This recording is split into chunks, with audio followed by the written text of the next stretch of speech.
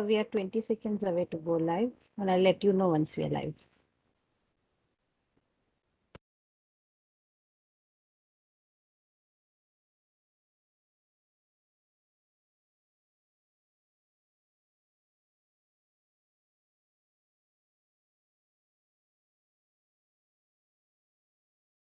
We are live, we can start. Good evening, everyone. On behalf of Pfizer medical team, let me extend a warm welcome to all of you. We are here today to discuss an area which is often not discussed or perhaps not discussed enough, which is microbial surveillance. When we talk about surveillance, it is not just the diagnosis of microbial population, but also to timely track the resistance mechanism so that we can develop or upgrade our antibiotic policy. We have several surveillance tools available in our country. For example, AMR-SN, which is an initiative from ICMR. We have WHONet. And also, we have something called ATLAS, which is antimicrobial testing, leadership, and surveillance, an initiative by Pfizer. ATLAS began its journey in 2004 with an objective to support Pfizer's commitment to address and support awareness on antimicrobial resistance across different regions in the world. So when we talk about surveillance, we can do it globally, we can do it region-wise, we can do even country-wise, state-wise, even in a hospital. We can do the surveillance on the phenotypic property and also on genotypic property. So today the topic which we are going to cover is surveillance of molecular mechanism of resistance and clonal lineage, implication for therapy. And we have a very eminent speaker lined up for today's session who perhaps doesn't need any introduction for this August forum. However, allow me to do so. Dr. Balaji Viraraghavan is currently the Professor of Microbiology, CMC Vellore. He has more than 2 decades of experience in the field of microbiology and infectious disease. His area of research interest is sepsis, vaccine preventable invasive bacterial disease, antimicrobial resistance mechanism, surveillance, and epidemiology. He has been a primary investigator in vaccine preventable invasive bacterial disease surveillance by WHO ACARO, and also National Nodal Center for Antimicrobial Resistance Surveillance for gram-negative pathogen. He's also an Indo-US Science and Technology Fellow and Global Infectious Disease Research Fellow, NIH USA. He has published more than 400 peer-reviewed articles in various journals. It's an absolute honor, sir, to have you for this session.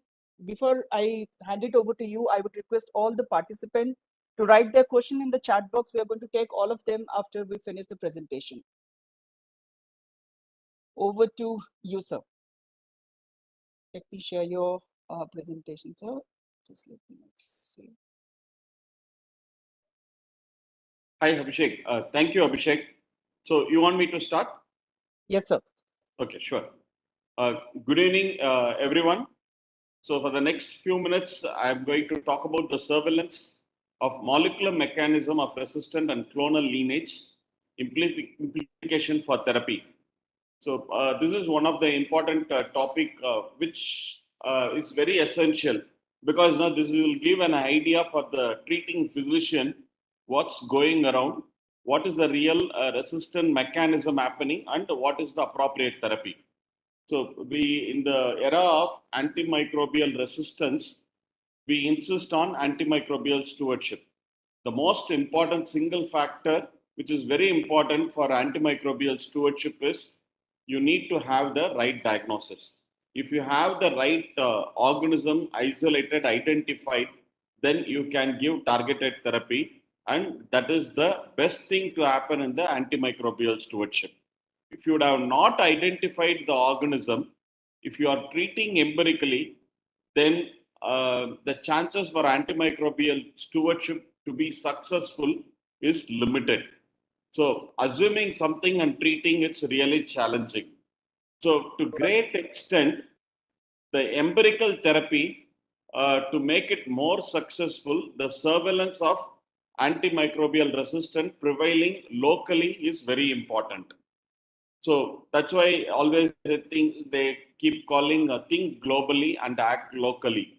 So the local data of that hospital is very important, but it's also important to know what is happening at the country level.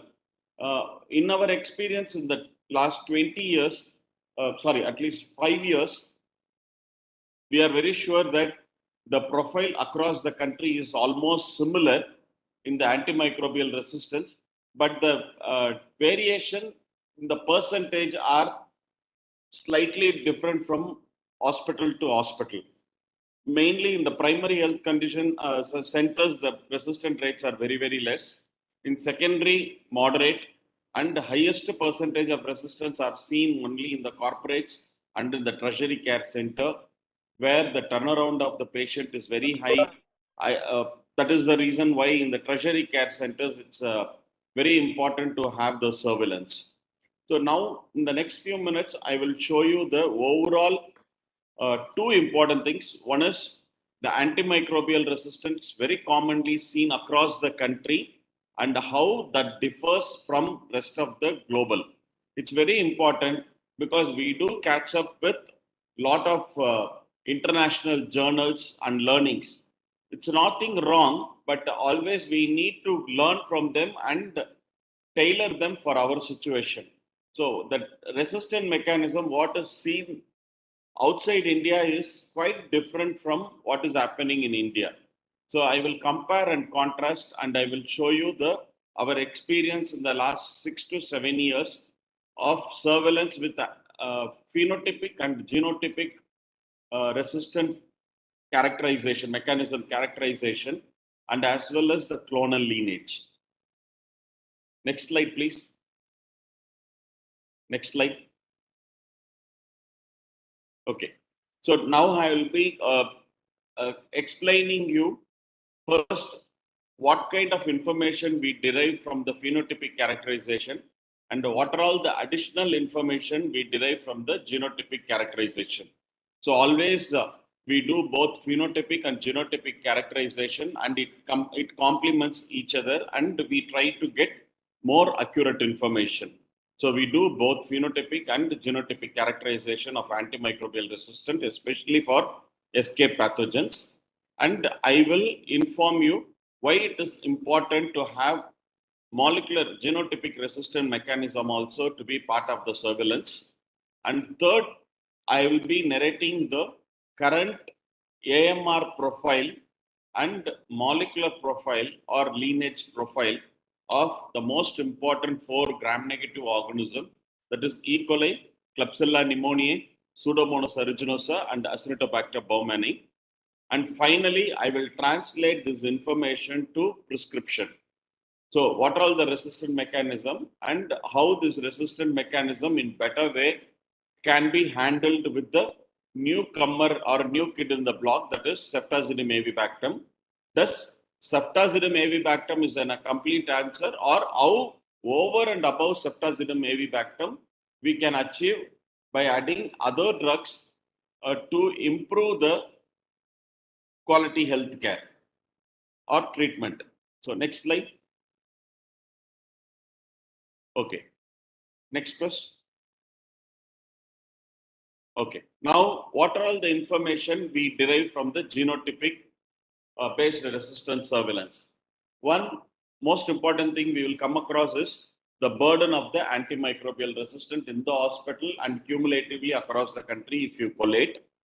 Then we can easily monitor the trend. What is established and what is emerging. So which pathogen against which drug resistant is developing, or which is already established and it's going from worse to even worse. So that's the second point. And this kind of phenotypic profile will help us to choose better empirical choice, that is empirical antibiotic guideline. And third one is with the phenotypic characterization is good enough to detect the outbreak. That is the starting point that can be confirmed with the genotypic. So screening is phenotypic for an outbreak. Then to assess the infection prevention control program in any of the hospital. Again, the phenotypic character or the profile will help. Then most important is for an individual patient care, phenotypic is much better than genotypic. So in sense, there can be a gene present when you do the genotypic, but it may not be functional. So it may not express, the gene encoding for the resistant may or may not express. If it expresses, then it will be revealed in the phenotypic. So the phenotypic that way has an advantage over the genotypic. So with molecular genetic mechanism, what are all the information you derive? One is definitely you will know the reason for the resistance, that is the resistant mechanism. Whereas for susceptibility testing, genotypic characterization may not much help. It will tell you only whether it is resistant, but it may not tell about the susceptibility. Absence of gene, it codes for, it correlates for susceptibility. So presence of gene correlates for resistance. So in phenotypic, you can see the susceptible, resistant, intermediate, SDD, everything. In molecular, it's only the resistant. Then you can identify the within the escape pathogens which sequence type is highly disseminating and causing more mortality and morbidity, what its character and how that can be controlled. And if you know the lineage, you know what are all the combo antimicrobial resistant mechanism it's carrying, and accordingly you can manage with targeted therapy rather than empirical therapy. So definitely both phenotypic and genotypic information complements and gives much more advantage for the treating physician to have choose a better drug for early recovery. With that, I will move on to the next slide. So why molecular resistant mechanism is important? So in this, we are not, it's too, now we are in an era of XDR. So we are not much bothered about, XDR means carbapenem resistant. So now the ESBL has become a new normal for India. So no more we need to emphasize more on ESBLs. We have crossed that state. Now we are talking about the carbapenem resistant organisms. So why it is important to know what carbapenem it is. Next slide. Okay, this is one example which I have given. There are many number of resistant mechanisms for carbapenem resistant. It can be the top five enzymes: OXA48, NDM, IM, VIM, and the KPC. So not only the carbapenemase enzymes plays an important role. In addition to the carbapenemase, there are penicillin binding protein 3. There is an AMPC, OXA1, TEM, SHIV, everything. So if when many factors are added up, then there is an escalation of MIC value. Then it becomes more challenging to treat. So that's why it's important which drug acts at what level and how many mechanism is there and which is an appropriate therapy. Okay, so next slide, please. Okay, so now I've given different colors to the world map. Sorry, previous slide. Okay, so the blue shows KPC predominance, then the red shows OXA48 and the NDM, then the brown shows mainly the IM and VIM. So like that, each country mixed is seen in the Britain. So it's more challenging, but it's very important at patient level. You need to know what carbapenemase it is. Next slide.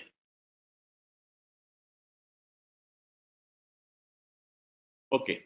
And second most important is the AMR is not evenly distributed. It's mainly clonal because there are many number of plasmids are there coding for different carbapenemase for OXA48, KPC, NDM, CTXM. And due to the selection pressure, then the clonal expansion of the XDR high-risk clones are there. So I have given few examples in this diagram. You can see here that OXA48 predominantly seen in the sequence type 15, and the NDM is predominantly seen with associated with sequence type 147, and KPC is predominantly associated with sequence type 258. So it's more of a clonal spread. Next slide. Okay, this is an old slide, but this gives an overall idea that which sequence type what enzyme predominantly it's there in that particular sequence type, and to what extent the resistant mechanisms are there. Whether it's only MDR or MDR and the XDR, or it moves from XDR to PDR, pan drug resistance. So this was the information which was published in 2014, and I was looking for such similar profile in the recent times. I could not get, but it will take little time to compile from different literature. But if you can see this kind of profile we don't see much in India, because it's mostly KPC and elsewhere, and we don't see much of this sequence types in India. I will show in the later slides what are all the sequence type associated with what kind of resistant mechanism. So definitely the Indian clones are unique, which is uniqueness, which is not as same like the other countries.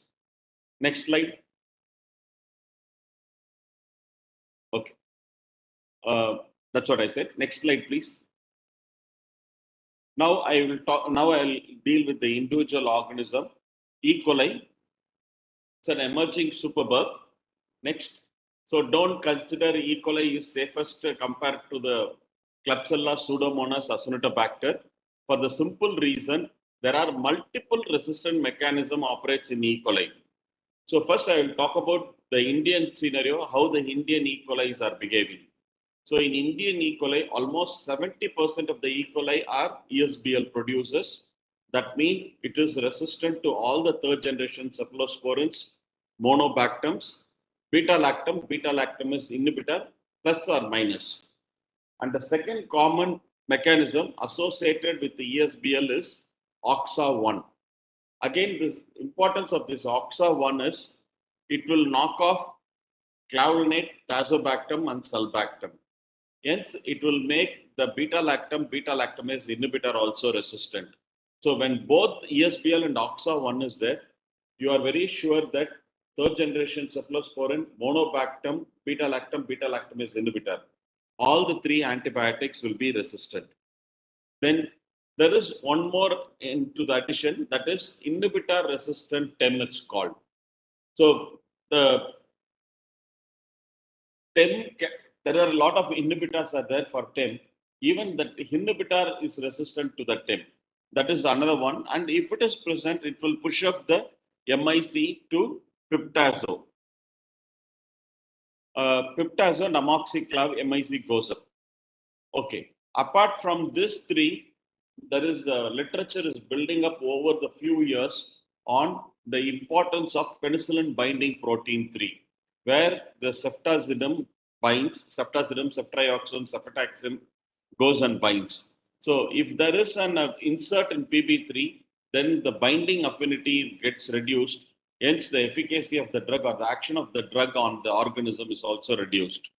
So in majority of the carbapenemase resistant E. coli, we are seeing that penicillin binding protein 3 insert is present up to 70%. And the common resistant mechanism, carbapenemase resistant mechanism in India, NDM5, not any other NDM. There are many number of variants of NDM there. It's majority of them are the variant 5 of the NDM class. And next to the NDM, we do see OXA48 like. It is not the parent OXA48. It is the OXA48 like, which is 181 or 232 is the common. We don't see KPC in India, very, very rare. If at all, not from the hospital, it is from the hospital environment and from the vegetable and poultry, we do see KPC, very, very less than 1%. So majority of them are NDM followed by OXA48. Colistin resistant is very less, that is only up to 8%. The common high risk lineage we see is sequence type 410 in India, and the NDM lineage is sequence type 167. This is the unique scenario in India. Whereas when you compare this with the global scenario, you can see the ESBL rates in United States is only 16.4%, which is 4 times lesser than what we see in India. So CTXM 15 is the most common, and we do see OXA 41. It's not comparatively, it's relatively less compared to Indian percentage, and IRT is rare. And BB3 insert, very limited data is there from the global setting. In India, we do have very good data. And in United States, it's KPC predominant. I have shown you the earlier which country has got which predominant enzyme. So based on the enzyme, the empirical choice also differs from country to country. And no, NDM is not widely prevalent. NDM is mostly seen in Indian subcontinent and travelers from India. And colistin resistant is very, very minimal, less than 1%. Whereas in India, it's 8%. So the common global E. coli multidrug resistant lineage is sequence type 131. So that's about the E. coli. Next slide.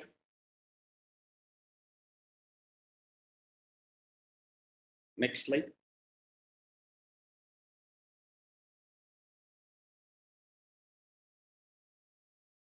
Next slide. Yeah. Okay. Here we are just showing the comparison of phenotypic and genotypic correlation. As expected, it should correlate up to 95%. In our case, above 85% correlation we have seen, complementing the phenotypic and genotypic. And as well as the FSN-based phylogeny clearly shows the common plasmids that carries the antimicrobial resistant genes in India. So next slide.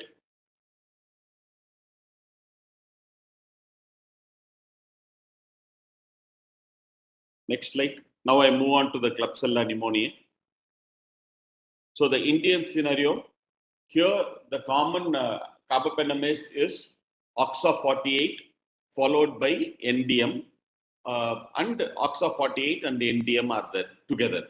Dual enzymes also there. And the carbapenem resistant in Klebsiella is much higher than E. coli, up to 40% it's seen, whereas in E. coli maximum 15% only it's seen. So the real danger is with the Klebsiella pneumoniae. Even though the number of resistant mechanism is less, but the percentage is very high. Whereas in E. coli, the number of resistant mechanisms are high, but the percentage of E. coli harboring multiple resistant mechanisms are low. So that is a huge difference between E. coli and Klebsiella. And very relatively less common in Klebsiella is OXA41, sorry, OXA1, penicillin binding protein 3 insert, and the KPC. However, along with the carbapenemase enzyme, in Klebsiella, we do see the low expression or decline means porin loss is seen. When there is a porin loss, then that is OMPK 35 and 36 that contributes higher percentage of resistance. And mainly this OMPK loss is seen with NDM mostly, and very rarely we do see this loss with OXA48. So that is advantage to treat easily the OXA48 positive cases. The common sequence type seen in India is 231.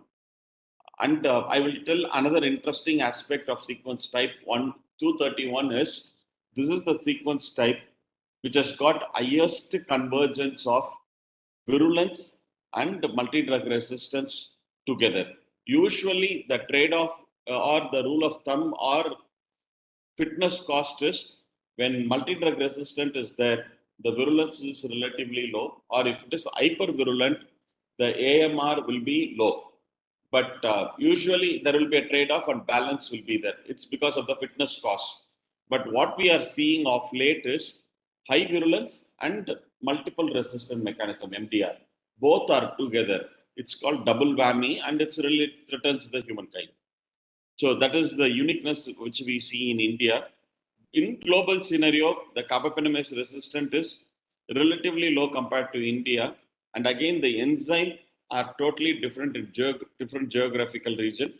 Like us, even in many countries for Klebsiella, they do report OXA 35 and 36. And the common global lineage unlike sequence type 231 in India, in Europe and America, we do see uh, the global cluster 258, CG15, and the sequence type 307. So next slide, please. Next slide. Next slide, please. Okay. Then over the years, we have documented that what was less over time, it may change. So this is the importance of surveillance. So what is there today may not be true after 3 months or 6 months. So it's very important that there should be a continuous surveillance or continuous monitoring for the change to look for the changing trends. And when the trend is changing, then accordingly we need to tailor our empirical choice. So look here in 2015, we saw predominantly NDM Klebsiella, NDM enzymes mediated Klebsiella resistance. Subsequently, you can see that the NDM is replaced with the OXA48 like, and the emerging OXA48 is almost established and it has become full. But now, 3 years down the line, we do see equal percentage of the dual carbapenemase, that is NDM plus OXA48, reaching more than around 50%. So I don't have the figures to show beyond 2017, but we know and we have the data that recently we have close to 50% of the Klebsiella has got dual enzymes, both OXA48 and NDM together. And very unique about this organism is this OXA48 is carried on COL-KP3 plasmid. So unlike in other countries, they don't have this kind of plasmid and this plasmid carrying OXA48. And again, the OXA232 is more common than OXA181 in our settings. So this also keeps changing. We need to look for the variants also. It's very important because certain variants pushes the MIC high, and the pushing up of the MIC may result in some small or a significant proportion of the clinical cure. Next slide, please. Next slide. I've explained you the clonal distribution of the organism. Next slide, please. Next slide. Next slide. Next slide, please.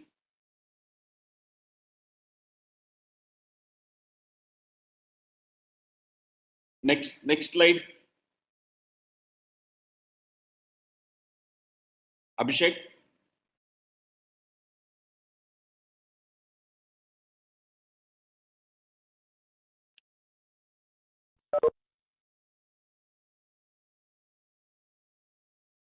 Abhishek, can you hear me?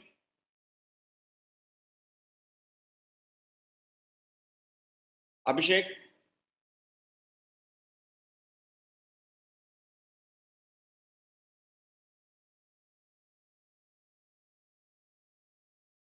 Abhishek?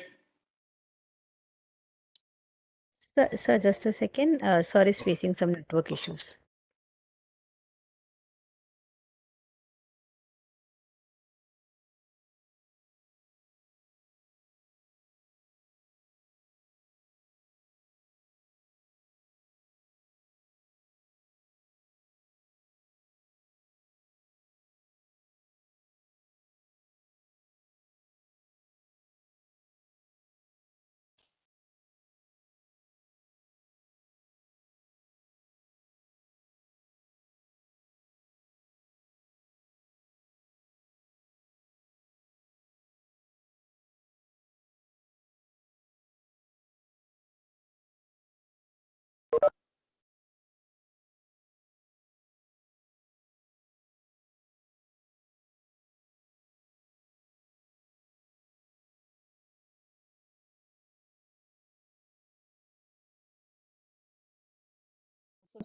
For the luck, can you see my screen now, sir? Not yet. Yes, I got it.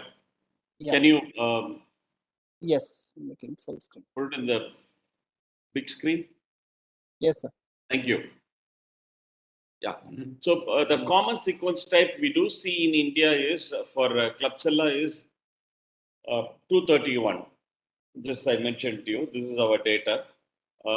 I think I should here mention that thank Dr. Kamini Walia, who has initiated this surveillance program in India, and five bigger institutes in India like Chandigarh, Jigmar, CMC Vellore, and AIMS contributes to this. So now we have very good data on antimicrobial resistance as well as the clonal lineage, uh, par with any other matured or developed nations. So really, this helps us to choose the right antibiotic that is appropriate therapy and that may cut down the misuse and abuse of antibiotics. So by default, to great extent, this contributes to the antimicrobial stewardship. This wealth of information which is collected through the surveillance program. Next slide.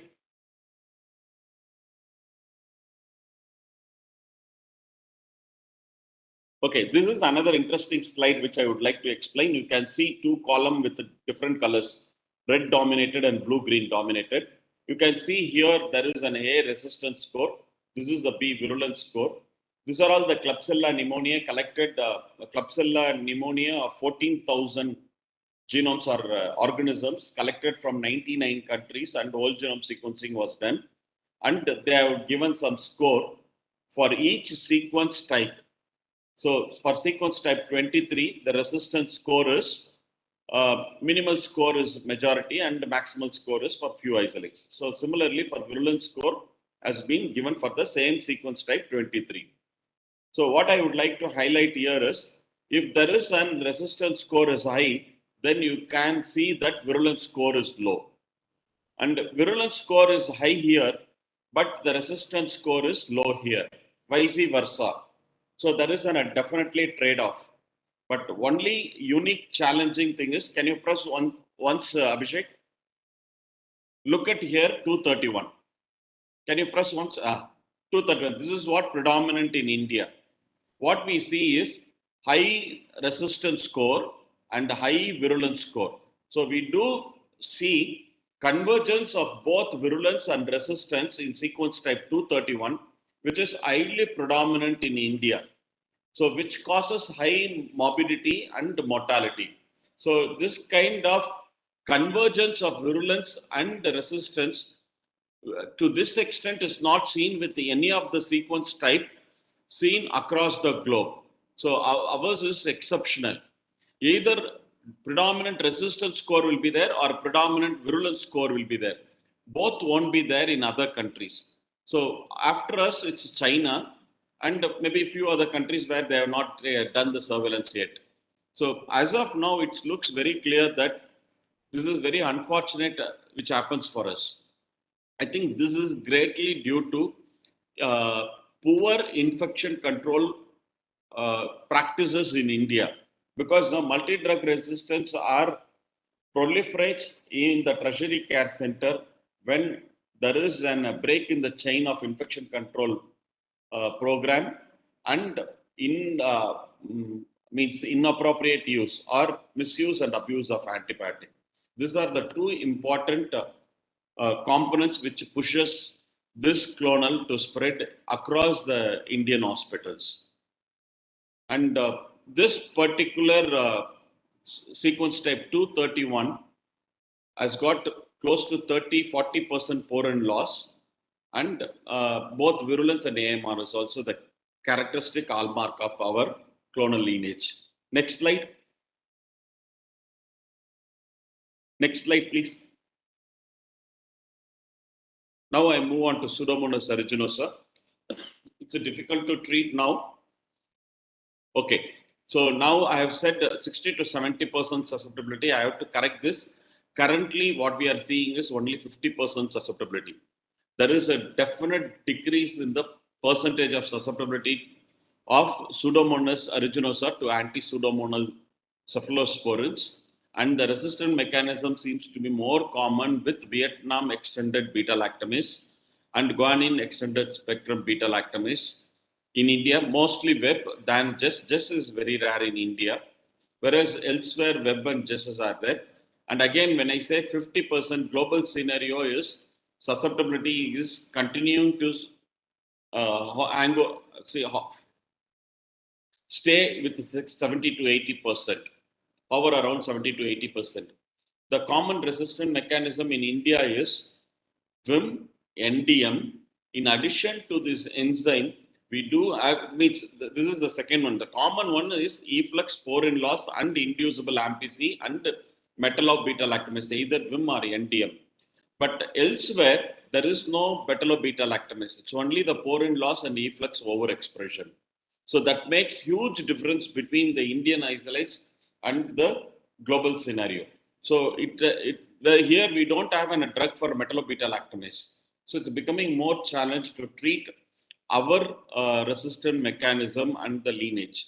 The common lineage in India seen is sequence type 357, whereas the worldwide, the high risk international clone is 235. Next slide, please. Next slide. Okay. So the definition for difficult to treat resistant Pseudomonas aeruginosa is, can you go to the previous slide, please? That's okay. So now okay. Now the predominant clones, I have said that it's here 60-40 it shows, but now this 60%, that 60% enzyme mediated is changing. That's what I'm trying to say. Next slide, please.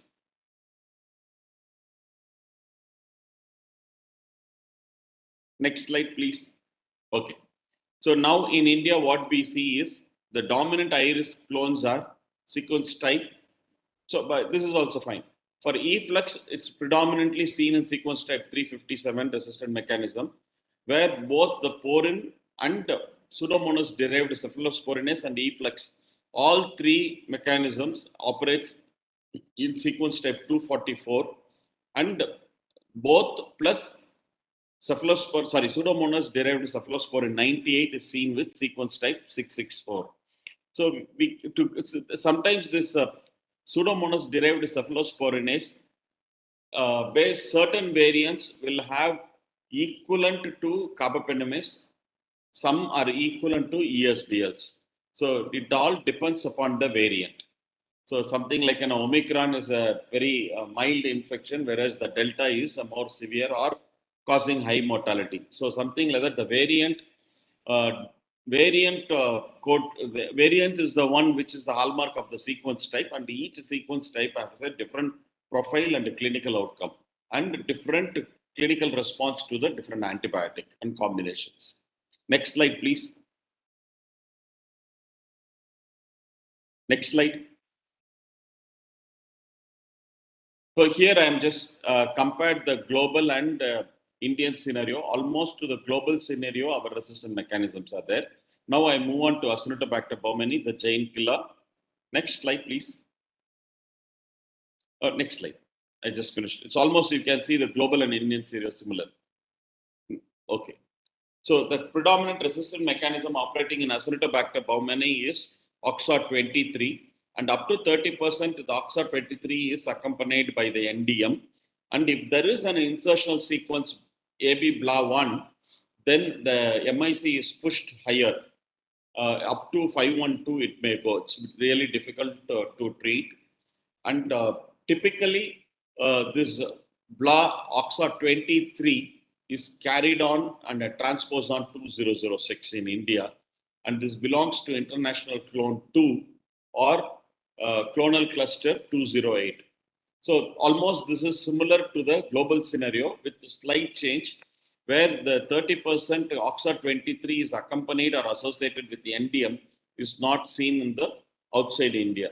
So recently we are seeing this pattern in South Korea and Mediterranean countries.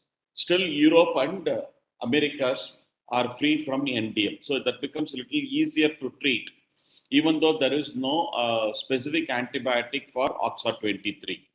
Next slide. Next slide, please. So again, these are all the different clonal lineages and their percentage. And here you can see that OXA23, we don't have a right antibiotic. So we need to choose multiple antibiotics to overcome the Acinetobacter baumannii. Next table, can you show?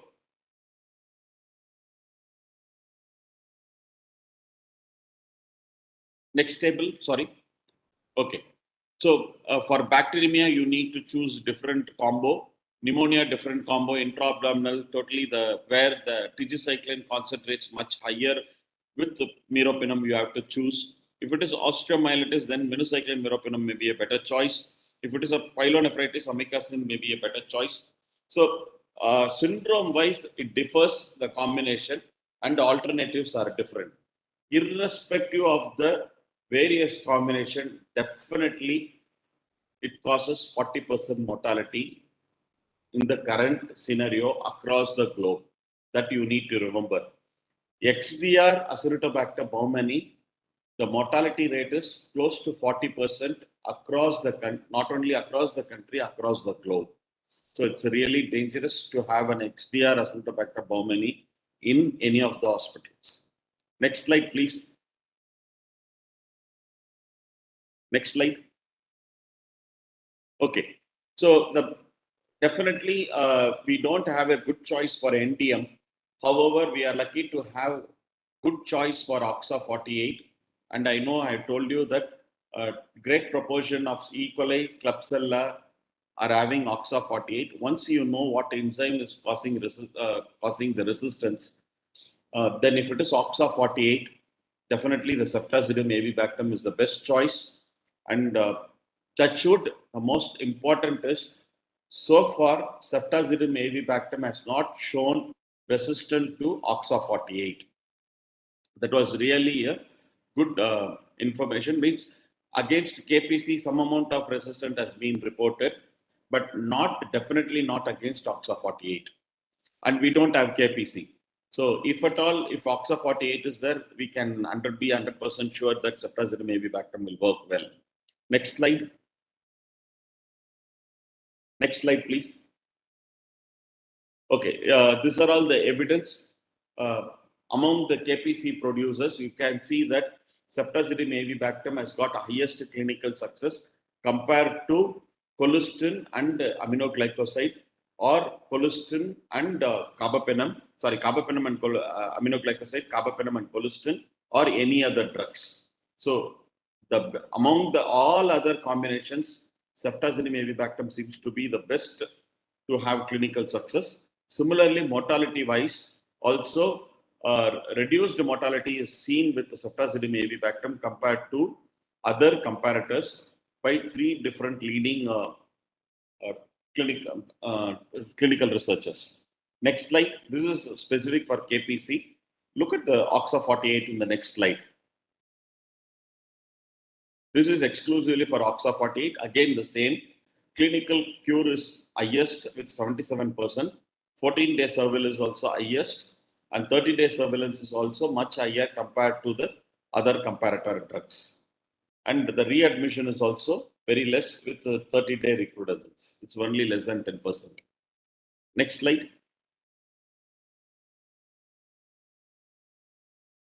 Okay. So the MIC distribution also, we have not reached crossed the 8 cutoff barrier. Even with multiple ESBL, AMPC and OXA48, everything put together, it's still less than 4, or 0.5 by MIC 50, and MIC 90 is 4 and less. But clinically, they are very effective, and so far no clinical failures has been seen. Next. Next slide, please. So it's very important that whenever there is an carbapenemase, it's more important to identify what carbapenemase it is. And if it is OXA48, or to great extent, even if it is NDM, it's more important to try with the ceftazidime avibactam and aztreonam rather than polymyxin. I will tell you why polymyxin should not be used. It's really, this is the worst drug I can say. I will give you the evidence for it. Next slide. Next slide. Okay, look at this one. Ceftazidime, avibactam, the proportion, the mortality rate is very, very less compared to the other comparator drugs. Ceftazidime, avibactam group is very less compared to the cholesterol. Cholesterol, you can see the so much of hospital deaths are there, whereas in ceftazidime avibactam group, the hospital deaths are very minimal. So it's very clear the in terms of mortality with ceftazidime avibactam, it's much less compared to cholesterol. Next slide, please.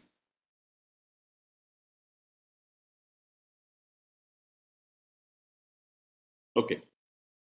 So it's very clearly evidence. It's not 25, 35,000. Uh, Actually, irrespective of using low dose or high dose cholesterol, whoever had cholesterol, they are associated with nephrotoxicity, which the nephrotoxicity was associated with variety of adverse outcomes. So these were the four adverse outcomes. Importantly, increased in-hospital mortality, as I showed you earlier, the length of stay, need for renal replacement therapy, and increased healthcare resource utilization post-discharge.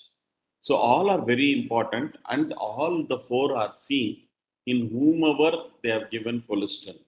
And you know for sure that you should not forget that the CLSI and the UCAST almost they said though it was little confusing, both says that it will be effective in only 50% of the patient.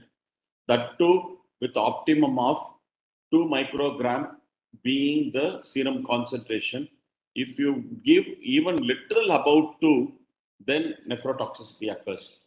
The window is very, very narrow, and definitely both UCAST and CLSI said it is no good drug for lower respiratory infections. And they have said to discourage this, they have CLSI, frankly, outright, they have removed the susceptibility criteria, whereas the UCAST gave the criteria but clearly mentions you cannot increase the dose. One, and second one is less than 2 is susceptible, 2 and above is resistant. There is no buffer zone in between. Both cutoff gives the same message that it's not that great drug with the narrow toxicity, narrow window for toxicity where you cannot increase the dose, and the optimum drug level achieved in the normal kidney is very, very poor and it's chaos, whereas in the damaged kidney, the concentration is good.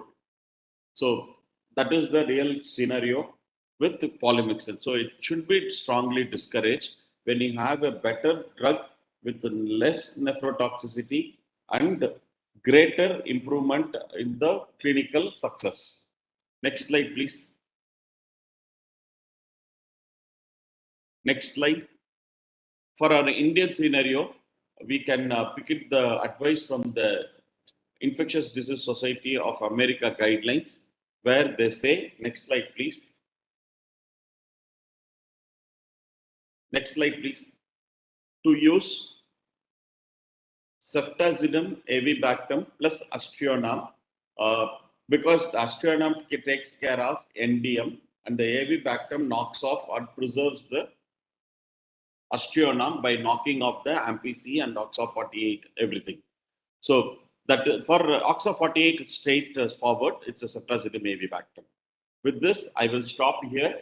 I will ask Abhishek to continue, and I'll be more happy to discuss or answer questions. Next slide, please.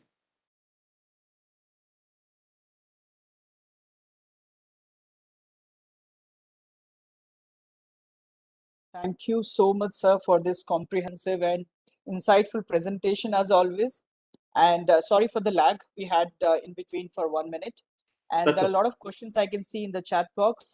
Before we move there, I'll just take a couple of minutes to talk about our surveillance tool atlas with our participants, and followed by which we'll have a quick demo, and then we can start with the QA.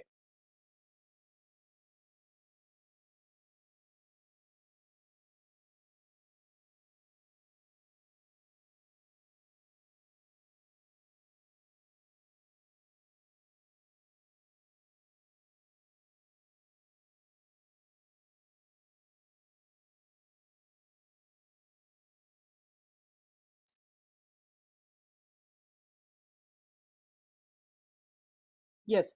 As I discussed at the beginning, we have this surveillance tool, which is called Atlas Antimicrobial Testing Leadership and Surveillance. This is a Pfizer initiative which began in 2004 with an objective to support Pfizer's intention to address and also to support antimicrobial resistance problem worldwide. This is one of the largest AMR surveillance program in the world, and it is fully searchable, interactive, user-friendly website, and also available as a mobile app. It integrates three surveillance program, which is test, aware, and inform, and it provides 15 years of cumulative bacterial susceptibility data against diverse class of antibiotics. So once you log in onto the website, you will see this four boxes, which is two for antibacterial and two for antifungal. And you have two columns for heat map and database. So heat map basically depicts it visually the resistance pattern across different countries. But when you go to the database, you'll have more granular information in terms of the details of MIC, their phenotype and the genotype data. Not just that, you can also have information like from which ward it was isolated, which kind of sample all the strains were isolated. So, this provides real-time in vitro susceptible data on a breadth of antibiotics. Suppose you can choose any type of gram positive or gram negative, and you can check their susceptibility against a broad range of antibiotics. And we have to say that in India currently we have the data for the antibacterial, but we haven't yet started the susceptibility for the antifungal. And this system also gives you option to choose whether you want to go for UCAS breakpoints or CLSI, and accordingly you can actually customize your information and use it for a clinical use. So far, you'd see that around 8 lakhs isolates being isolated across the globe for Atlas, and there are around 80 countries who are contributing to the Atlas website. And there are a total of 859 sites who are contributing so far to Atlas surveillance system. And we have around 167 pathogens whose susceptibility have been informed in the system. And the total of number of antibacterials so far are 46. And with this, I'll just quickly give a demo like how you can have access to the Atlas system. It's fairly simple procedure. Just a second.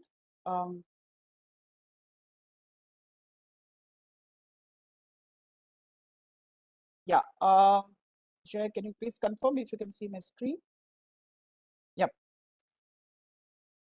So it's a fairly simple procedure to register. Once you click on register, it will ask you to accept the terms and conditions, and then you can submit and just give a username of your interest or what you often use, and you can give an email ID followed by which you have to give a password, and then you will have access to the system. So I'll just give my credentials here so that we can have quick access to the Atlas website.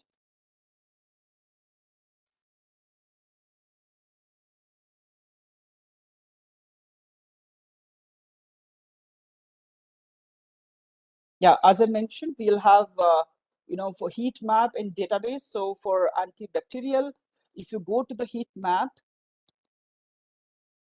and you can choose the pathogen. So for a quick example, I'll take our favorite Escherichia coli, and then let me pick up one carbapenem here.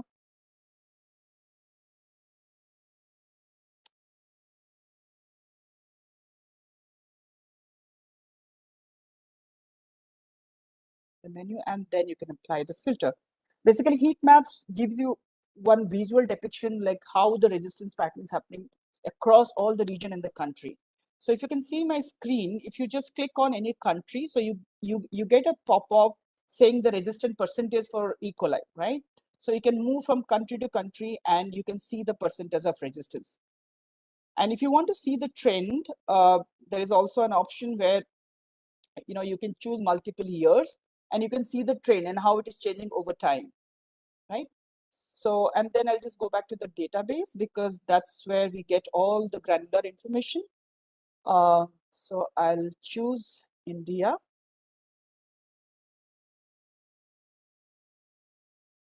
And again, I'll start with E. coli. And let's say meropenem again. And then let's choose 2020, the latest data what we have in the system. And then you can just apply the filter. So the best part about is that you get this information in a tabular form, right? And if you really want to use it for any of your clinical forum or presentation, and you really want to convert it to a line chart, it's done automatically. And also the bar chart. And all this information you can download as a JPG format. And in case you want to just extract and call out this data and use it differently, you can definitely export all this information and the data to an Excel sheet and then play with the data, right? So this is what it is, the absolute data. You can very well make it a percentage data or the cumulative data, right? And if you see in the search section, if you go to the advanced section, you can extract more information, like whether you want to know the pediatric population, the resistance pattern. So you can choose the age group, or you want to know from which ward they have been isolated, whether ICU, whether it's a pediatric ward. I mean, accordingly, you can choose the word. And at the same time, you also can choose the specimen, whether you want to really play with the respiratory sample data based on which you can select the sample type and then check for the susceptibility. So this is a nutshell about our Atlas surveillance system, and I request all of you to feel free to reach out the Pfizer medical team in case of any queries with Atlas. So there's, in the interest of time, we just have 5 minutes left. So we'll move on to the Q&A session. So the first question, there are a lot of questions, so we have just 5 minutes left. Sure. So the first question is, what is rapid registome fingerprinting and how it is applicable to carbapenem resistance Klebsiella? Tell me again, rapid? Registome fingerprinting. Actually, there can be many fancy words attached to many methodologies, but in the past few years, all those methodologies are becoming redundant, and all straight away what we are doing is we are doing whole genome sequencing. So nothing to match up to the whole genome sequencing. So that has become the gold standard and almost the new normal. Yes, sir. So that takes me to the next question. One participant has asked that what's a view on making next generation sequencing as one of the primary tool in diagnostic microbiology, because cost is an issue. So how do you address that, sir? See, for every individual, there is no need to do. If you can sample it, you can. What all you need to know is, it's very easy to know what carbapenemase it is using the expert carba. But in addition to carbapenemase and ESBLs, we wish to know the presence or absence of OXA1, presence of penicillin binding protein 3 insert. So additional contributors to the responsible ones which are pushing the MIC, we would like to know. So that is the reason why we would like to do the whole genome sequencing for overall empirical choice. But for an individual patient, I don't think that all you need to know is what carbapenemase it is. What type of carbapenemase it is more than enough. Yeah. For a country level and state regional level, we would like to have maybe 200 isolates, the whole genome sequenced, and we can understand the profile. That's more than enough. So the next question about the MCR gene detection. Do we have any molecular tool available, and how far it becomes compulsory now? The breakpoints are an issue. To identify what? MCR gene detection in MCR. Yeah, we need to do the whole genome sequencing to identify the mutations. Yeah. So there's one more question I can see in the chat box. Do you advise any particular diagnostic tool or the preferred diagnostic tool to detect the carbapenem resistance? As we know, there are various options like BioFire and CarbaR and also Criticare card now for the Vitek. Yeah, there are many number of platforms are there. Say there are a lot of molecular ready-to-use kits are there. Within say about some 30-40 minutes to 6 hours, you can identify what carbapenemase it is. whether it's only OXA48 or NDM or OXA48 plus NDM. And the newer tools are capable of catching up most of the variants, common variants seen in India. So that's a good news. The accuracy of Yes. the test results will be very high. Yes, sir. There is one more. Do we need molecular information of all carbapenem resistant organisms or only for Necessary. enterobacterials? It's not recommended. It's very expensive. Yeah. So there's one more. Does ceftazidime avibactam work against Pseudomonas? And if so, what are the variants it is effective? Okay. Definitely, it will work very well for Pseudomonas aeruginosa. There are better choices are there, not in India but elsewhere. In India, it should work to great extent. It won't work only when there is an NDM present. So you could see from my presentation that 70% of them are porin deficiency and the hyperreflux. So for this two condition, ceftazidime avibactam will work well. In addition to this two and the inducible AMPC3 will be taken care by ceftazidime avibactam. Only when NDM is there, then it becomes a little difficult for the ceftazidime avibactam to manage. So close to 70 to 80% it can manage. So it's very important before or after starting to confirm that you need to do with and without the EDTA. If with the EDTA, if the MIC falls, then you know that it's NDM positive or maybe metallo-beta-lactamase is positive. That simple test in the microbiology lab will guide you whether the ceftazidime avibactam alone is sufficient or not. So there's one more interesting question, and that's a need of the hour. Someone is asking that, do we have any national data on the clonal lineage of COVID-19 currently? Clonal lineage of COVID-19 variants. COVID-19? Variants. Do we have any national data, sir? Secondary, COVID-19, I can't understand the question.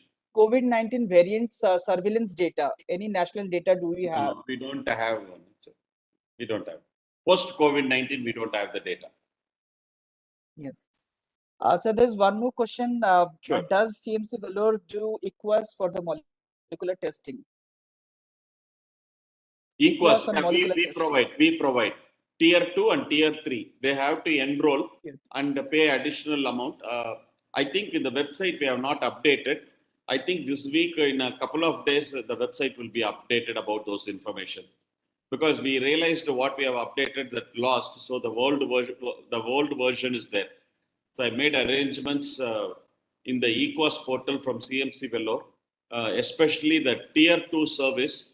Nearly 15 to 16 additional test EQUAS external challenges or proficiency testing we are included.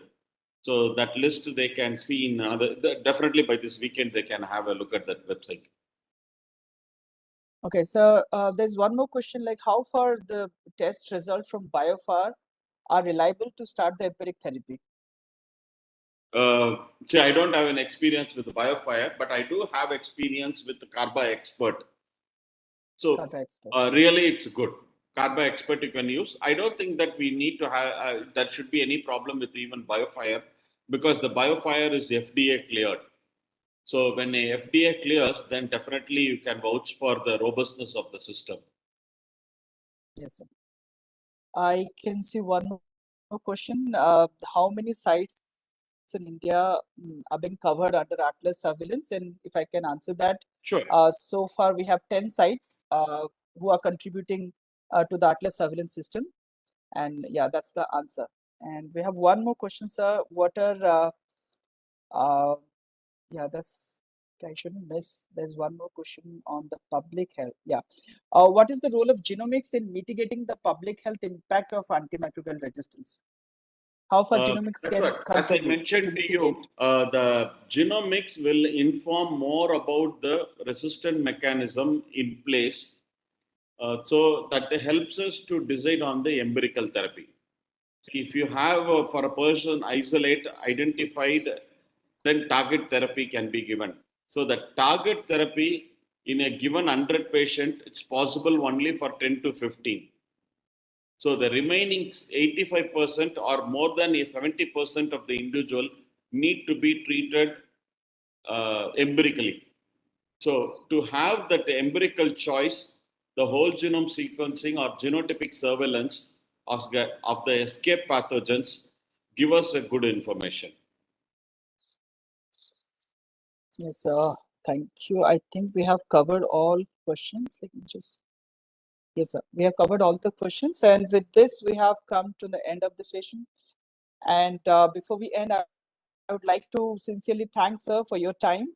And it's Sure, always welcome. a learning experience for all of us whenever we get to hear, and really appreciate your passion for the subject and the cause, which is microbial surveillance. And I would like to thank all the participants for your unwavering attention and this wonderful questions. And with this, we end the session. Thank you you, all. Abhishek. Thanks for the participants, for the patient listening. Bye-bye. Good night. Bye, sir. Good night, sir.